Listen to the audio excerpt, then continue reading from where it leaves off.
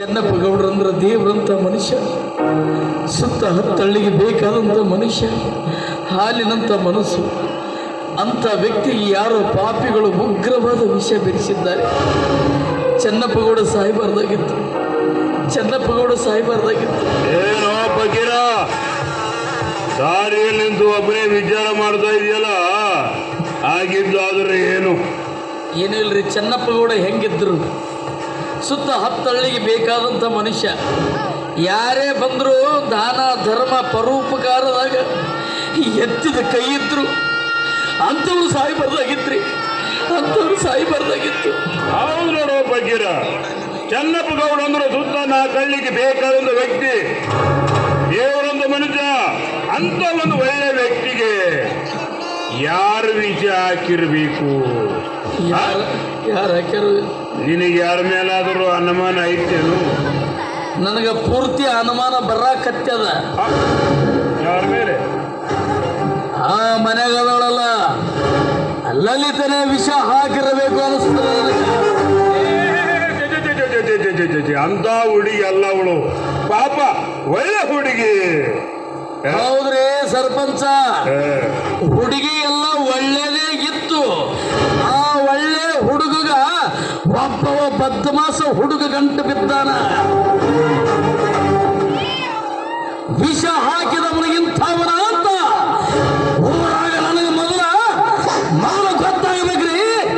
ಗೊತ್ತಾದ್ರೆ ಆ ನನ್ನ ಮಗನ ದುರ್ಗಮ್ಮನ ಕ್ವಾಣ ಹೆಂಗ ಓಡಾಡಿಸಿ ಕಡಿತಾರಲ್ಲ, ಹಂಗ ಕಡಿತೀನಿ. ಒಂದು ವೇಳೆ ನಾನು ಈ ಕೆಲಸ ಮಾಡಲಿಲ್ಲ ಅಂದ್ರ ನನ್ನ ತಾಯಿ ಗಂಡಿಗೆ ಬಿಟ್ಟು ಮಿಂಡಿಗೆ ಹಡದಳಂತ ಈ ಊರೇ ನಿರ್ಧಾರ ಮಾಡಲಿ.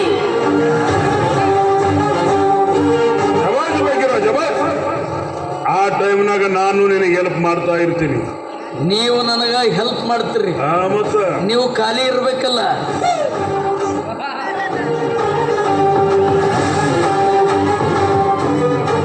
ದೇವರು ಬಹಳ ದೊಡ್ಡವದನ.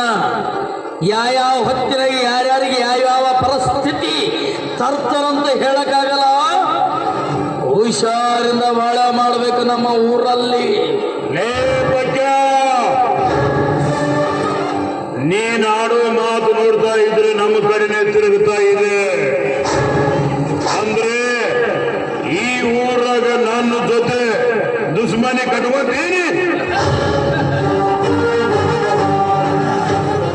दुश्मनी सरपंच, पानी में रंग ना हो तो होली में क्या मजा. पानी में रंग ना हो तो होली में क्या मजा. जिंदगी में दुश्मन ना हो तो जीने में क्या मजा.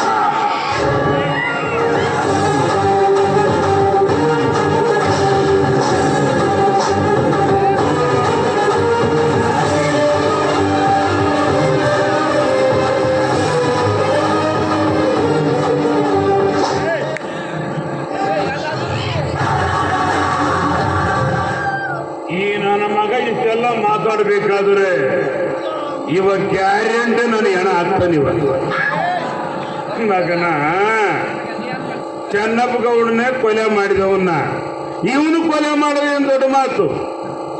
ಬರೀ ಇಷ್ಟೇ ಹಾಕಿದ್ರು ಸಾಕು, ಗುರುವೇ ತಿಪ್ಪೇಜ. ಹೋಗ್ಲೇ ಮಗನ ಪಕ್ಯ, ನಿನಗೊಂದು ಗದ್ದೆನೆ ಕಾಣಿಸ್ತೇನೆ. ನಾನು ಯಾರು ಎಂತವನು ಅಂತ ಇನ್ನೂ ನನ್ನ ಮಗನಿಗೆ ಗೊತ್ತಿಲ್ಲ. ಮಾಡ್ತೀನಿ ನಾನು.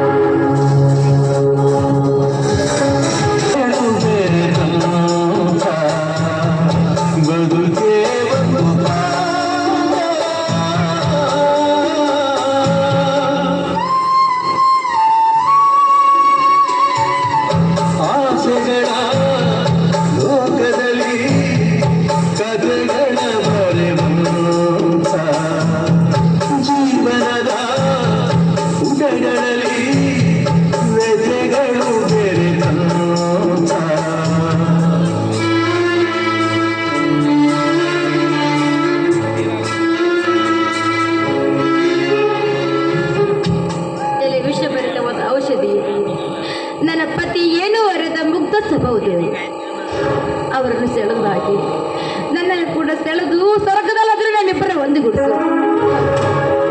ನಾನು ಸಾಯಲೇಬೇಕು, ನಾನು ಸಾಯಲೇಬೇಕು, ನಾನು ಸಾಯಬೇಕು. ಬಿಡೋಣ ಬಿಡೋಣ. ಬೀದಿಯ ಮಧ್ಯದಲ್ಲಿ ನಿಂತು ಏನಮ್ಮ ನೀನು ಮಾತಾಡಿದೋದು? ಅಲ್ಲ, ವಿಷ ಕುಡಿದು ಸಾಯ್ಬೇಕಂತ ಮಾಡಿದ್ಯಾ? ನಾನು ಗಂಡನನ್ನು ಕೊಲೆ ಮಾಡಿದ ಪಾತಕಿ ಯಾವ ಸುಖಕ್ಕಾಗಿ ಬದುಕಬೇಕಣ್ಣ ನಾನು? ನೋಡಮ್ಮ, ಗಂಡನನ್ನು ಕೊಲೆ ಮಾಡಿದ ಪಾತಕಿ ಅಂತ ನೀನು ಹೇಳ್ತಾ ಇದ್ದಿ. ವಿಷ ಕುಡಿಸಿದ ಹಸ್ತಗಳು ನಿನ್ನವಾಗಿದ್ದರೆ ಇದರಲ್ಲಿ ವಿಷ ಬೆರೆಸಿದವರು ಬೇರೆ ಇದ್ದಾರಂತೇಳಿ ನನ್ನ ಅಂತರಾತ್ಮ ಸಾರಿ ಹೇಳ್ತಾ ಇದೆಯಮ್ಮ. ಇನ್ನು ಮೇಲೆ ಈ ಸಮಾಜದ ಕೂಗು ಕೇಳಲಿಕ್ಕೆ ಹೋಗಬೇಡ.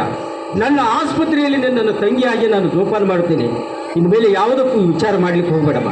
ಅಣ್ಣ, ಅಪರಾಧಿ ಆಗಿರಲಿ ನಿರಪರಾಧಿ ಆಗಿರಲಿ, ಅಪರಾಧ ಹೊತ್ತು ನಾನು ಈ ಭೂಮಿ ಮೇಲೆ ಬದುಕಿರಬಾರ್ದಣ್ಣ. ನಾನು ಸಾಯಲೇಬೇಕಣ್ಣ, ತಂಗಿ, ಪದೇ ಪದೇ ಅದೇ ಮಾತನ್ನು ಆಡ್ತಾ ಇದ್ದೀನಮ್ಮ. ನಾನು ಹೇಳ್ತಾ ಇರುವುದು ಒಂದು ಮಾತು, ಕೇಳ್ತಾ ಇರೋದು ಒಂದು ಮಾತು. ನಿನ್ನನ್ನು ಆಸ್ಪತ್ರೆಯಲ್ಲಿ ಇರಿಸುತ್ತೇನೆ. ಇನ್ನು ಮೇಲೆ ಯಾವುದಕ್ಕೂ ವಿಚಾರ ಮಾಡಬೇಡ. ನಡೆದಿ.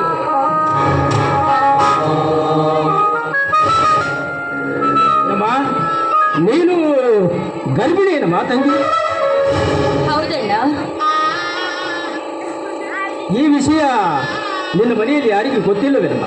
ಅಣ್ಣ, ನನಗೆ ನನ್ನ ಪತಿ ಹೊರತು ಬೇರೆ ಯಾರಿಗೂ ಗೊತ್ತಿಲ್ಲಣ್ಣ. ಆಯಿತು ಬಿಡು ತಂಗಿ, ನಾನಂತ ಕುತ್ತಿನಲ್ಲಿ ಸಿಲುಕಿಬಿಟ್ಟೇನಲ್ಲ. ಇರಲಿ, ಆಸ್ಪತ್ರೆಯಲ್ಲಿ ಇರುವಂತೆ ನೋಡಿ. ಅಣ್ಣ, ಈ ಕುತ್ತಿನಿಂದ ಪಾರಾಗಲು ನಿನಗೊಂದೇ ಒಂದು ಮಾರ್ಗವಿದೆ ಅಣ್ಣ. ಅದೇನು ತಂಗಿ ಹೇಳು? ಆ ಔಷಧಿ ನನ್ನ ಕೈಯಿಂದ ಕಸಿದುಕೊಂಡಲ್ಲ ಆ ವಿಷ, ಅದನ್ನು ಕೊಟ್ಬಿಡೋಣ. ಅದನ್ನು ಕುಡಿದು ಸಂತೋಷ ಹೊತ್ತೋಗ್ಬಿಡ್ತೀನಿ. ಮಾಧ್ಯಮ ಬೇಡ ತಂಗಿ, ಈ ತೆರನಾಗಿ ಪದೇ ಪದೇ ನನ್ನ ಕೈಯಲ್ಲಿರುವ ಔಷಧ ತೆಗೆದುಕೊಳ್ಳೋ ಬಿಡ. ನಡೆಯೋಣ, ಹೋಗೋಣ, ಆಸ್ಪತ್ರೆಯಲ್ಲಿ ಇರೋಣ. ನಡೆ. ನಾನು ಜೊತೆಲಿ ಬಂದ್ರೆ ಈ ಸಮಾಜ ಸುಮ್ಮನೆ ಇರುತ್ತೇನಣ್ಣ. ನೋಡಮ್ಮ, ಈ ಸಮಾಜದ ಕೂಗು ನಾನು ಬೇಕಾಗಿಲ್ಲ. ನಿನ್ನನ್ನು ನಾನು ತಂಗಿ ಅಂತ ಜೋಪಾನ ಮಾಡ್ತಾ ಇದ್ದೀನಿ ಅಲ್ಲ. ನನ್ನ ಮಾತು ಕೇಳಿ ಮೇಲೆ ಆಸ್ಪತ್ರೆಗೆ ಹೋಗೋಣ. ನಡೆಯಮ್ಮ. ಬೇರೆ